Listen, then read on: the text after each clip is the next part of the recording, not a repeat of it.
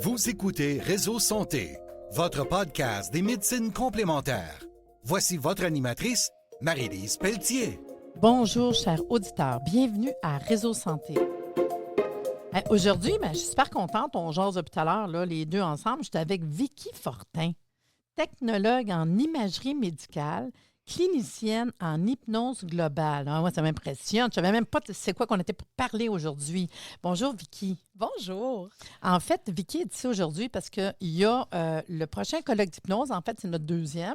Puis, j'aime ça, inviter les conférenciers pour savoir de quoi ils vont parler doublement. Vous le savez, pas en tout hypnologue, ne connais rien là-dedans. Mais c'est le deuxième colloque, fait que je commence à connaître plein de choses. Puis, à chaque fois, je suis complètement impressionnée de tout ce qui peut se faire avec l'hypnose.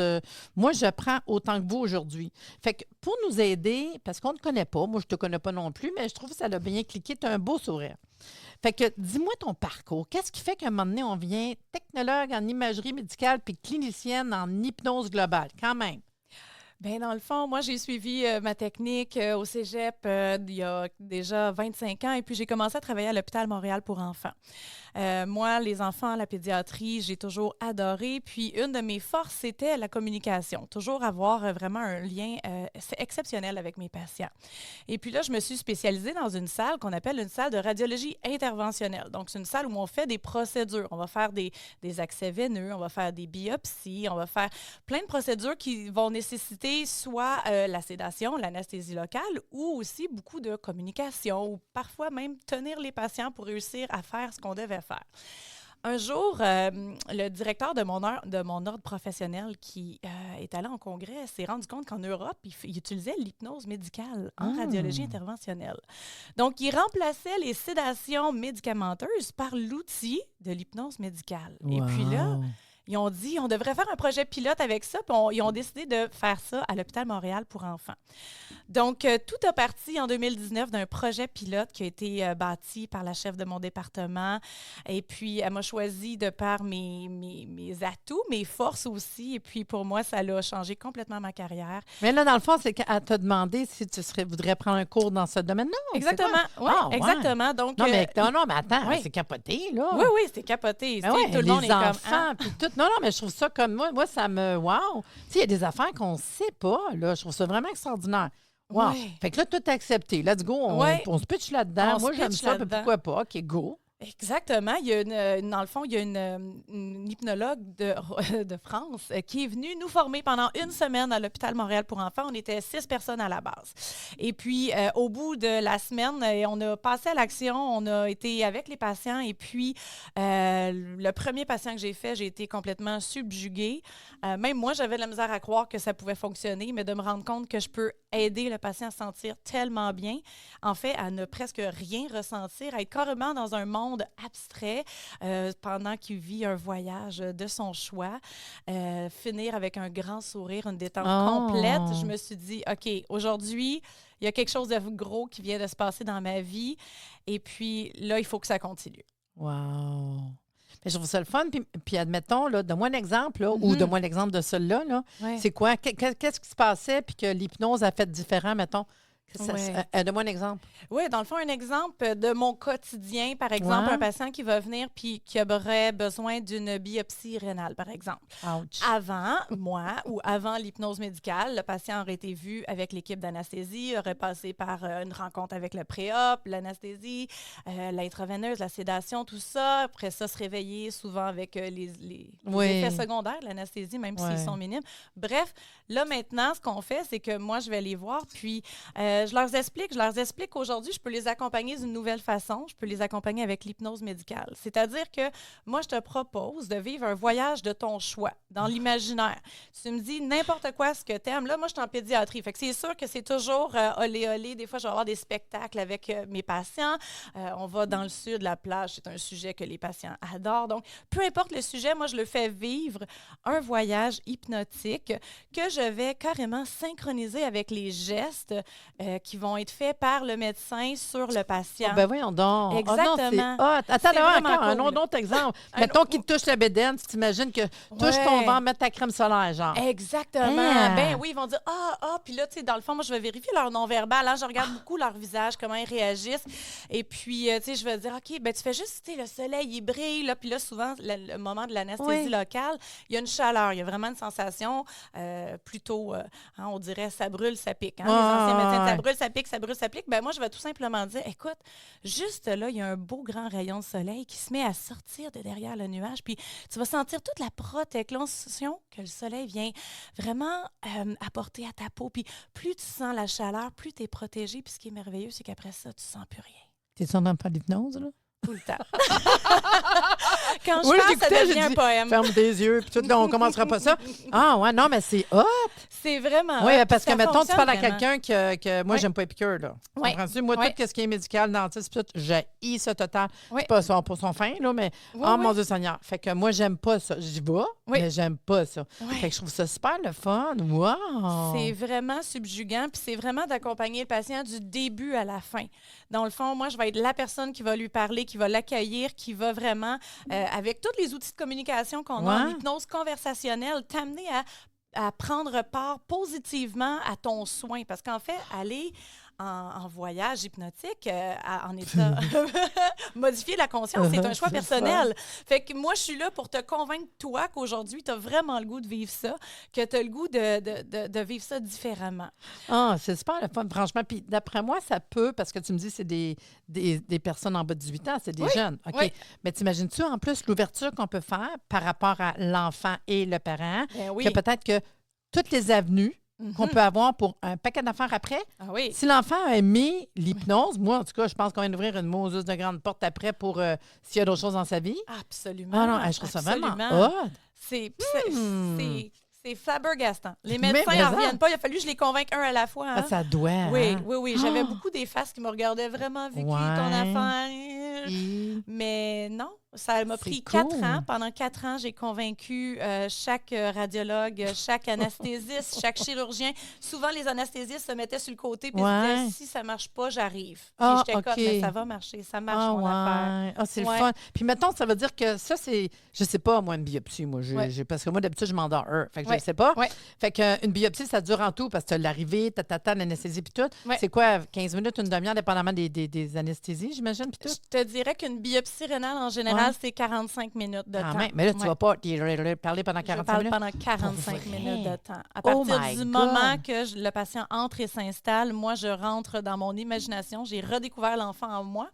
Et puis, je parle sans arrêt, puis je fais voyager les enfants. Puis tu sais-tu, mettons, puis je termine là-dessus parce que c'est moi là, qui imagine plein d'affaires, mais là, les médecins, ils doivent capoter aussi. Ils capotent. Ça doit être le fun de se faire entendre de t'es dans la tête, ça, puis tout. Des fois, les médecins me disent, je t'écoutais, là, puis sérieusement, moi aussi, j'étais contente d'être à la plage aujourd'hui.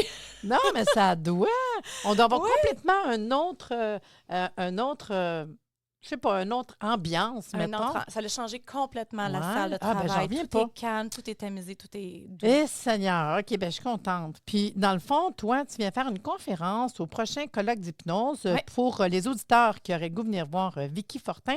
Ça va être le 22 mai prochain, de 9h à 16h30. Il y a 6 exposants. Il y a 6 conférences, des exposants, un repas, des tirages, attestation de formation, des cadeaux surprises, du réseautage, stationnement gratuit, c'est 120 seulement par personne. Puis je vous dis, des cadeaux de tirage, puis tout, on en a tellement.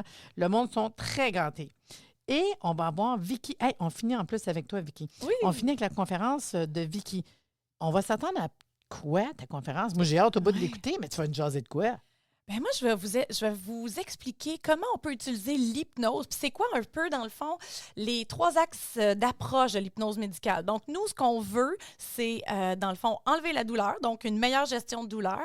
On veut aider à gérer le stress et l'anxiété qui est périprocédural, mais aussi tout au long d'un séjour hospitalier. Hein, parce que juste penser à un hôpital, déjà, le taux de stress de tout le monde augmente. Donc, comment qu'on peut, grâce à l'hypnose médicale, diminuer ça? Puis aussi, on va aborder un peu comment, avec la visualisation et les suggestions hypnotiques, on peut complètement changer le ressenti et l'expérience globale du patient. Non, mais hein? Hein? Wow! Je trouve ça super le fun. Puis dans le fond, toi, parce que je me demandais tantôt, j'ai dit dans ton travail, avec tout ça maintenant, je dis, tu fais de la formation? Ben oui, dans le fond, mon rêve, c'était, moi, j'étais une petite chandelle, là, que j'avais peur que la flamme s'éteigne. Donc, mon grand rêve à moi, c'était de faire grandir ça à l'hôpital parce que je trouvais que c'était tellement merveilleux. Mais je suis la seule. Je suis la seule au Québec qui a été formée par cette dame-là qui fait vraiment, je sais qu'il y a d'autres formules d'hypnose médicale, mais la mais formule ce que toi, que t'as moi, appris, je comment fais, tu fais, c'était unique. exactement. Elle est unique. Donc, je voulais vraiment pouvoir partager ça parce que je voulais changer. Mon rêve ultime, c'est de changer du début à la fin.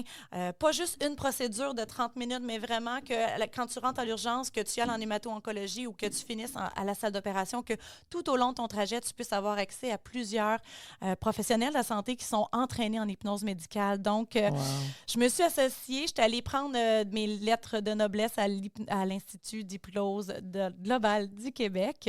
Et là, je suis devenue clinicienne et je me suis ensuite associée avec Marie Boulanger et on a créé ensemble une formation qui est fidèle à ce que moi j'ai appris et avec toutes les nouvelles connaissances que j'avais eues en hypnose globale. Et puis désormais, ce qu'on fait, c'est qu'on offre une formation à environ de 10 à 12 professionnels de la santé. Et nous, ce qu'on fait, c'est qu'on va sur le site. C'est ça la particularité de notre école. On va à l'hôpital. OK, on s'en va là direct. Ah oui, Oh my God. oui, on prend 10 à 12 non, mais dans le fond, professionnels. t'as pas le choix, là, à un moment donné, là. Oui, exactement. Pendant une semaine, ils vont faire des échanges, théorie, échange. Wow. Et puis, le vendredi matin, tous ces professionnels-là s'en vont dans leur département et vont aller mettre en application. On veut qu'ils finissent avec un giga-win pour que le lundi d'après, ils soient prêts à passer à l'action. Oh my God. Puis dans le fond, c'est qui pourrait dire « moi, je vais y aller ». Mettons. Oui, ce qui est merveilleux, c'est tous les professionnels de la santé. Cette formation-là, là, elle inclut de la communication hypnotique, elle inclut des voyages hypnotiques, mais aussi plein d'outils pour accompagner, peu importe les procédures. Dis-moi, c'est qui, peu importe, là? Écoute, présentement, on a des préposés aux bénéficiaires, on a des infirmières praticiennes, des technologues en inhalothérapie, des technologues en imagerie médicale. Ah, ouais, OK. On a une allergologue et puis aussi, tout dernièrement, une médecin pédiatre qui est venue suivre la formation. Donc, nous, les frissons de votre passé. c'est tout le monde, ma cible, parce que je pense que chaque enfant ou chaque patient mérite vraiment d'être accompagné de cette façon-là. Puis, mettons qu'on veut faire la formation, comme tu disais, est-ce qu'il y a plusieurs cohortes par année?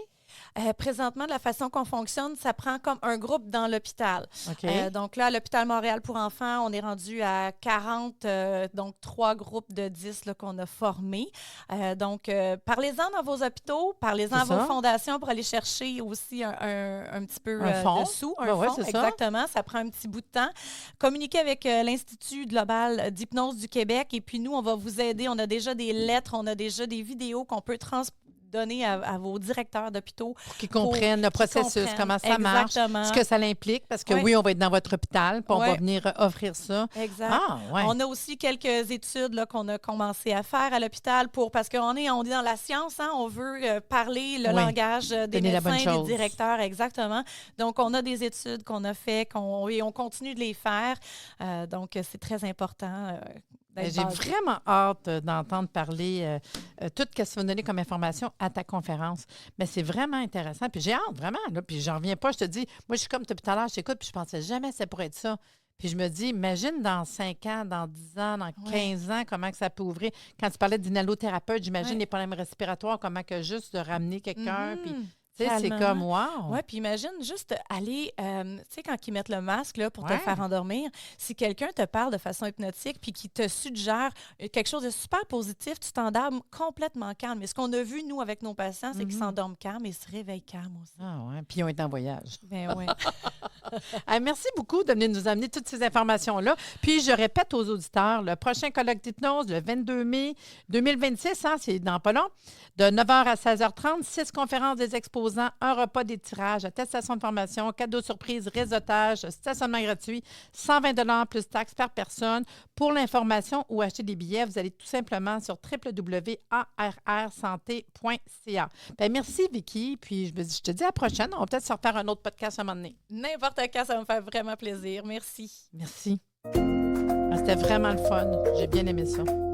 J'en reviens pas, même encore. Je pense que j'ai jamais dit que je reviens pas autant. Merci de nous avoir écoutés. Soyez des nôtres tous les mardis à compter de 9h30 pour des entrevues avec un invité différent qui saura vous plaire. Si vous aimez le podcast, abonnez-vous pour être informé et partagez en grand nombre.